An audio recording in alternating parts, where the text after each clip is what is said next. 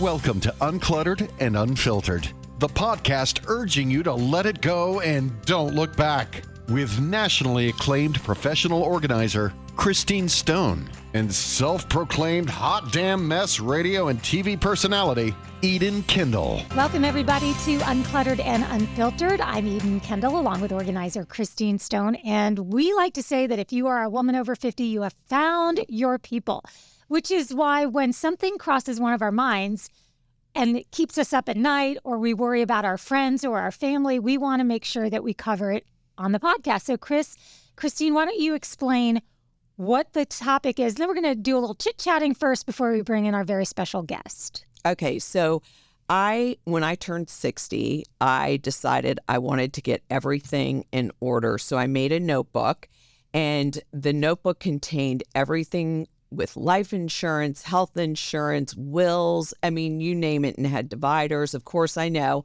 I'm the organizer, so you expect that from me.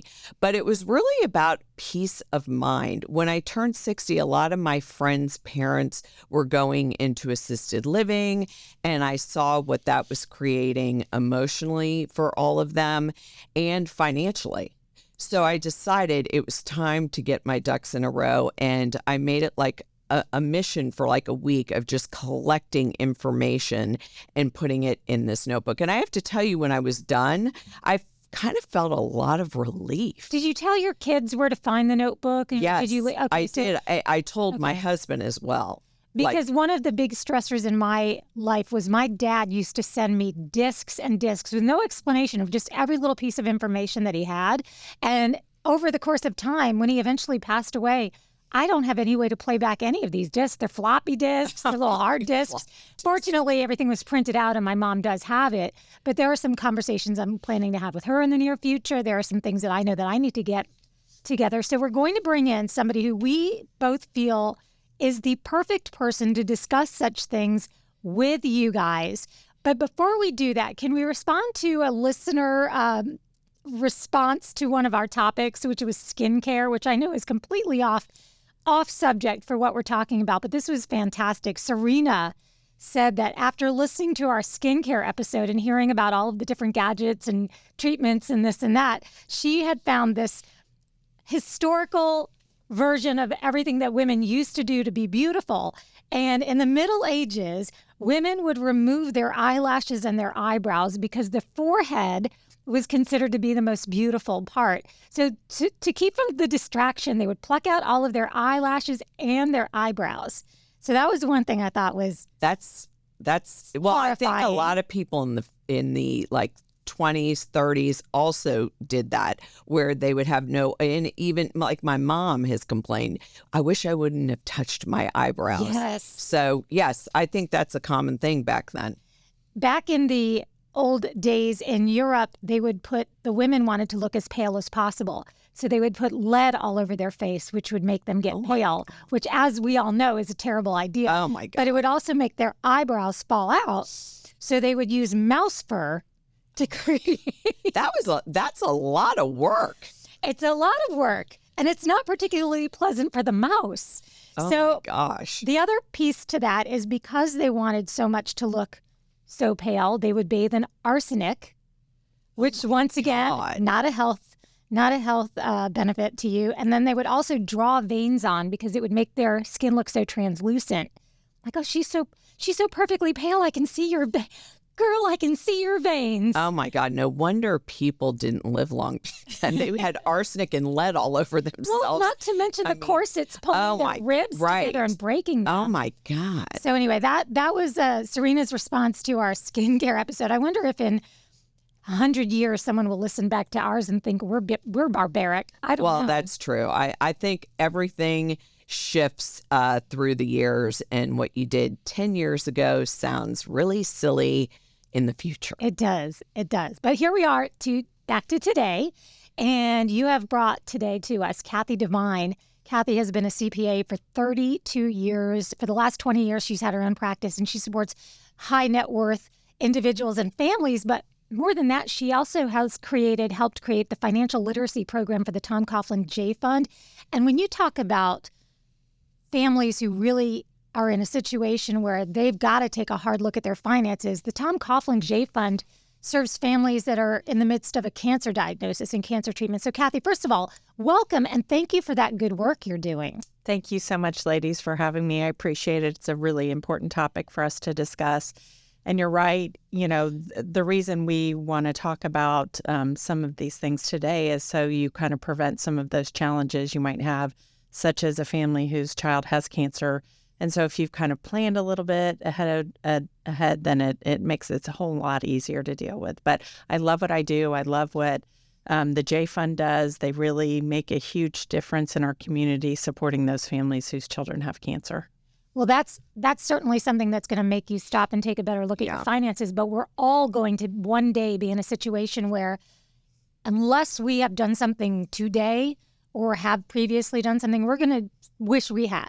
So I'll turn it over now to you and Christine to go over this extensive list of things that we need to be thinking about and talking about, whether it's today, certainly not too far in the future, though. I just think when I went through this list, I really love the first one, knowledge is power. That's what I say to kind of everybody that I come across. Knowledge is power. If you don't know what you have or what your challenges are, then you can't plan accordingly. So, Christine, you get an A+ for your 60th birthday. I'm really proud of you.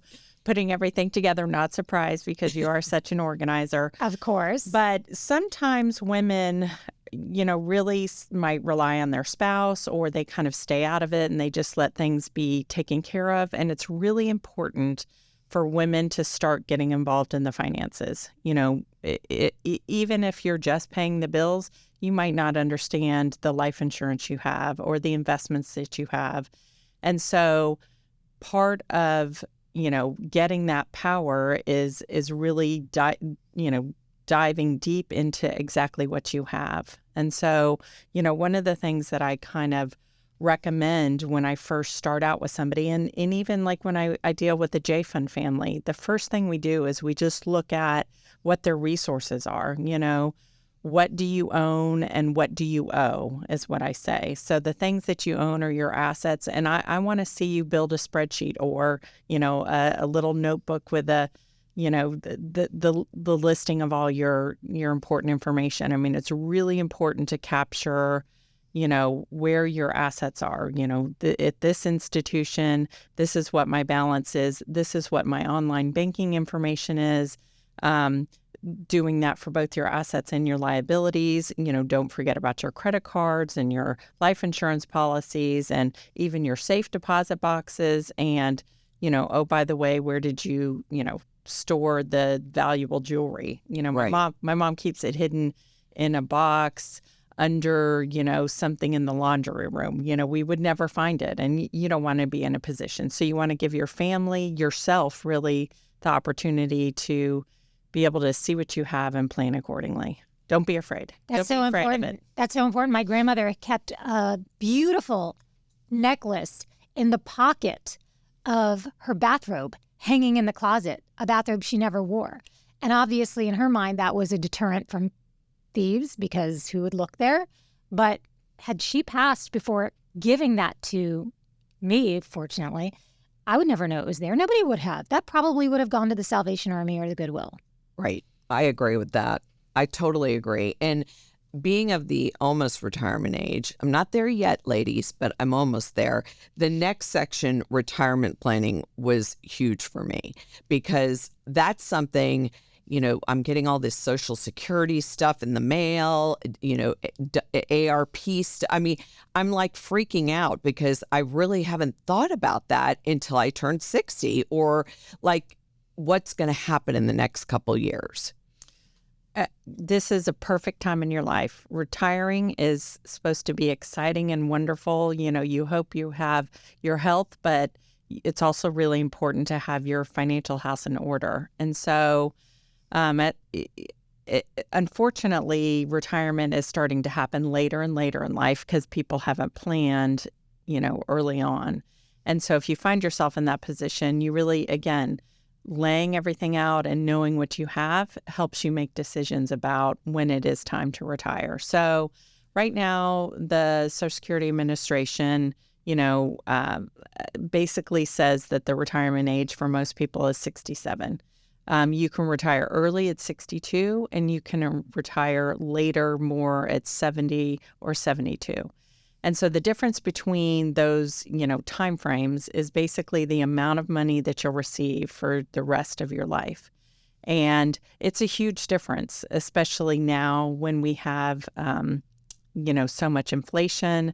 Those numbers, the cost of living increases are big.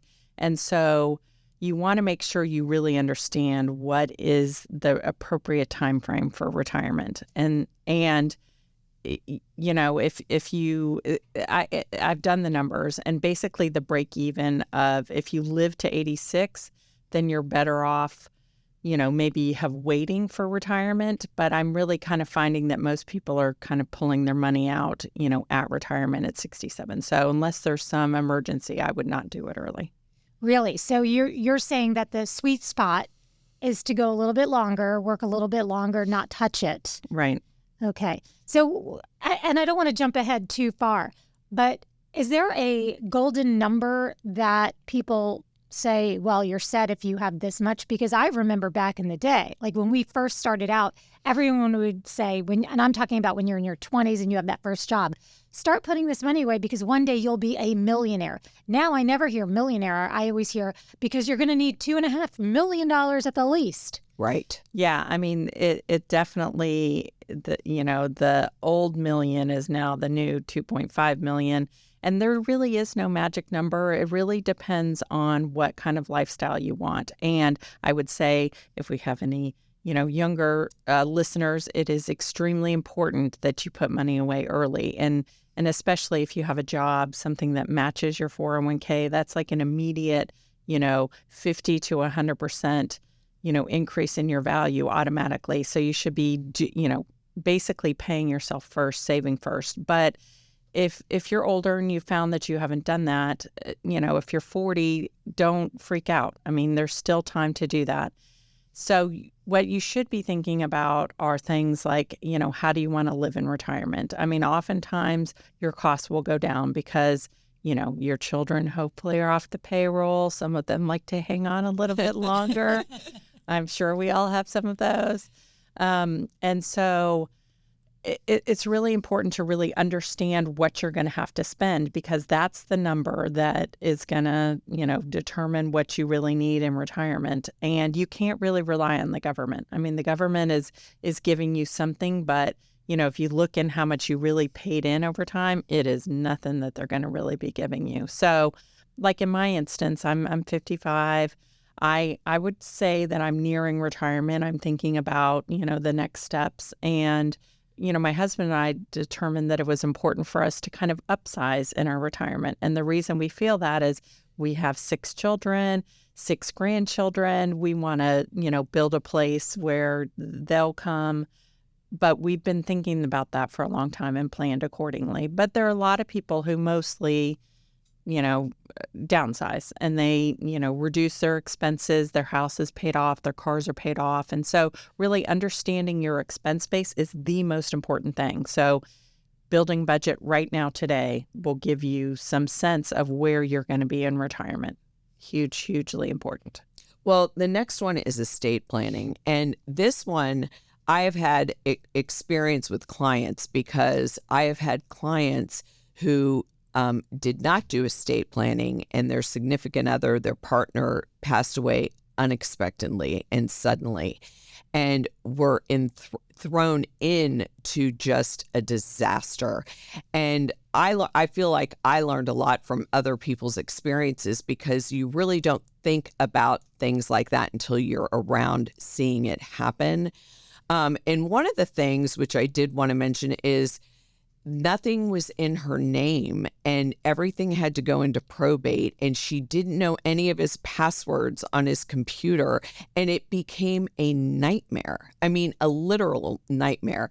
So I think the whole password issue, the power of attorney, preventing going into probate, what are your suggestions for all of this? So to make things, I mean, normally when somebody passes away and if they're married, there's, usually everything kind of goes to the spouse and you think that that would be easy. But if you have to go to probate and things are not in a joint name, then that is, that can be problematic. So other than kind of doing the spreadsheet like we talked before and making sure that you know the passwords to everything, to the computer, to the phone, know business contacts and stuff like that, who the investment advisors are, their phone numbers, who the life insurance person is, their phone numbers, is really to meet with an attorney who can help you do some very, very, kind of simple documents that are hugely important. So I would say first and foremost, if you're married, try to have everything in joint name, because if you have things in your joint name, basically if the other person passes away, it just is automatically just yours. Okay. Nothing needs to happen.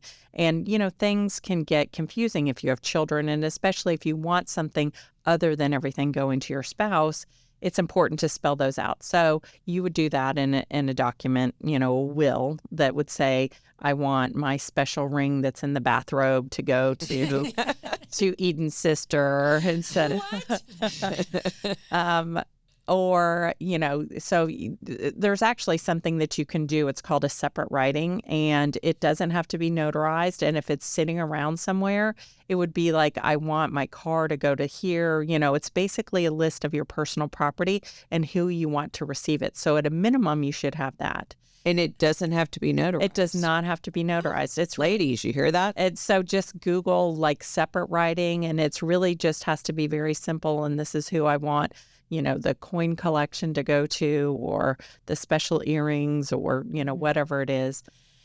But also a will then helps kind of deal with all of the financial assets. And so that's really important as well. And especially if you are not married, and maybe you have children or you don't have children, having that is very important. But there's also 3 documents that everyone should have right now, regardless of what age, but especially as you start to age is really important. And that would be a healthcare surrogate. So that basically is someone that you appoint, and a successor person. So if you're not available, who else you would like, who could make healthcare decisions for you. And it doesn't, it's when you're incapacitated or sometimes when you're not incapacitated. And so it's someone that kind of can speak on your behalf. Also a living will, sadly, people find themselves in a place of a decision, and for the family who's trying to decide how to deal with a loved one who's in a position that, they may not survive, it's a burden that's lifted off of that family, because the person themselves have said, years before they've had any trouble, I don't want these extraordinary measures to be done to me if something is wrong. If I'm brain dead, you can spell all of that out. So that's an important document. I always tell my kids, if I can't get my hair blown out, forget it. Pull that plug. Gosh. Now. Okay. Well, we better make sure make sure that hairdresser can come visit you in the assisted living facility, or somebody might be unplugging you.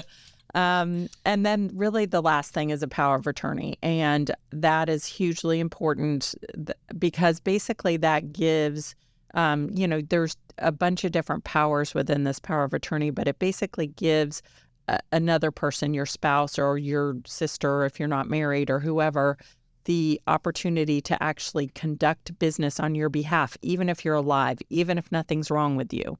And so it's kind of a pain in the neck because banks, you have to jump through hoops and it's not always automatic. But if you have this document and you can walk in and say, this is what I need to do, then then that makes things a whole lot easier. Now, for those documents, who is the professional you need? Just an attorney for just all of an those? attorney. Okay. And honestly, there are some services out there, especially with the everything except for the will, you can kind of do on your own. I mean, there's like LegalZoom and some of those. I don't know. Does Mitch have recommendations? Well, they're all on the computer. I mean, you just have to get everything notarized. What you need to make sure, though, is that it's for your state. Right. So absolutely. The state laws are really kind of driven by the state that you're in. And so you need to make sure that whatever documents you happen to be Googling up really kind of represent the important things for your state. But meeting with an estate attorney is really worth the money because it gives you peace of mind. It helps you. I mean, the attorney is going to want to know what you have. So you bring your spreadsheet in, you kind of lay it all out in front of you, and he'll have good ideas. He'll have things that you might not have thought of. And so, like, oh, maybe you should have some life insurance based on what I'm seeing or whatever. So having an attorney in that area, estate planning attorney, is super important. And you bring up insurance, and I want to start off this next section of a notes doc that you gave us by saying that insurance is a tricky one because a lot of people who want to advise you on insurance also want to sell you the insurance. So it's very important to kind of know a lot about what kinds of insurance are out there and what would be in your best benefit before you talk to the actual person that's going to potentially make a little bit of money on your choices. I'm not suggesting that it wouldn't be an ethical approach that they would bring to the table, but in fairness, don't you agree, though, that you should at least know? Yes, 100%. I won't say that the life insurance salesmen are like the car salesmen of the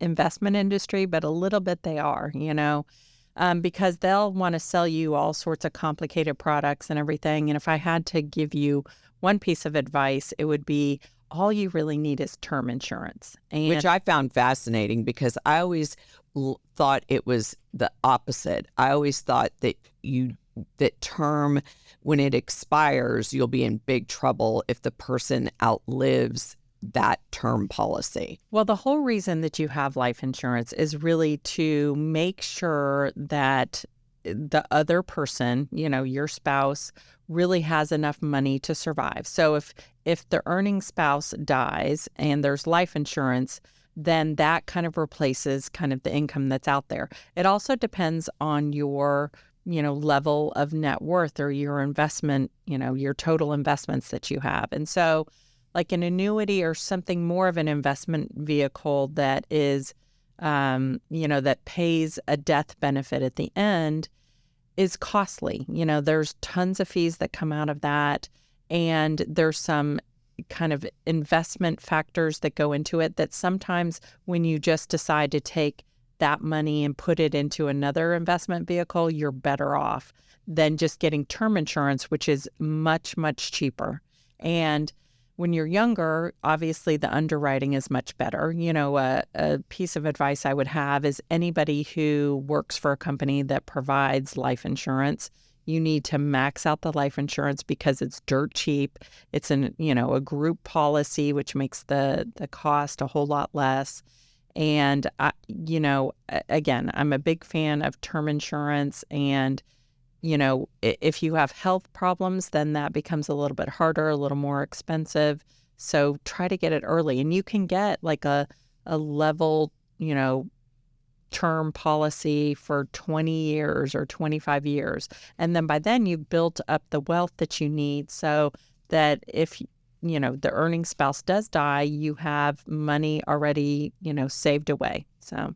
Mm-hmm. And that's the decision we made early on, too. We were like, okay, by the time we're X amount old, we're hopeful that we won't have to be working anymore. Therefore, why do we need to continue the insurance? Because we wouldn't be.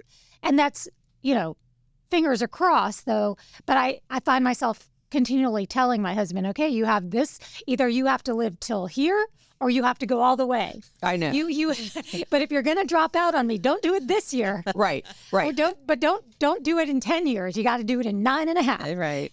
Well, that's the thing. You start at my age, you start going, oh my God, okay, this term goes to here, this term, right. Okay. I never thought about that 10 years ago, 15 years ago, 20. You just don't think about it when you're younger.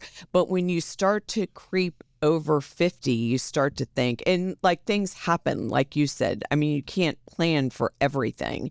And so you don't want to be caught being one of those people that didn't know what they had, didn't know if they had life insurance or anything in their family, what they owned or what they had. And that's why I think this is such an important topic for women, especially. Yeah. And like I think Christine, you and I were talking about, sometimes that life insurance ends up being money that goes to your kids. And so that's not totally the point of the life insurance. It's really to kind of protect you if something happens. And so if you're overinsured, what you end up doing, and it's not always a bad thing, but it's not always a necessary thing, is that the proceeds of the insurance end up going to the kids because you have plenty of other assets to live on. And so it wasn't really necessary. So Oh, my kids will be sad to hear this.